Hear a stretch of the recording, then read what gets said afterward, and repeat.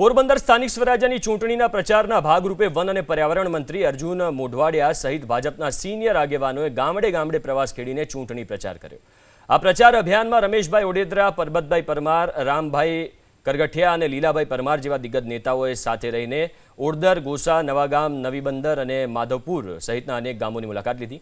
પ્રચાર દરમિયાન ભાજપના આગેવાનો અને જિલ્લા તાલુકા પંચાયતના ઉમેદવારોએ સ્થાનિકો સાથે સીધો સંવાદ સાધીને સરકારની વિકાસગાથા રજૂ કરી।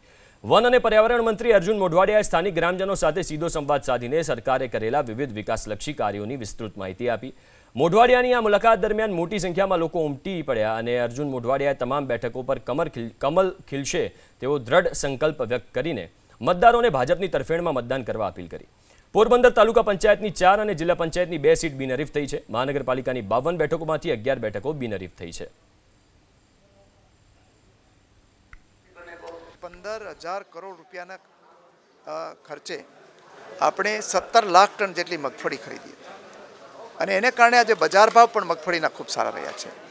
અત્યારે પણ ચણા અને ઘઉંની ટેકાના ભાવે ખરીદી ચાલી રહી છે। ખેડૂતોને ખૂબ સંતોષ છે।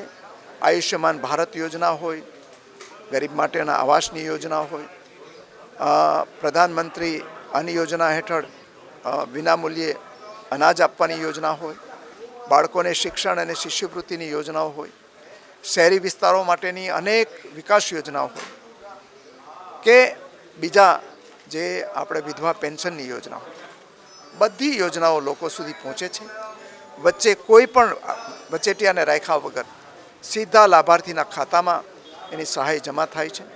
એટલે આજે પોરબંદર જિલ્લો હોય કે સમગ્ર ગુજરાત હોય, તમામ જગ્યાએ એક તરફી રીતે આજે ભારતીય જનતા પાર્ટીના તરફેણમાં પ્રચંડ વાવાઝોડું ચાલી રહ્યું છે।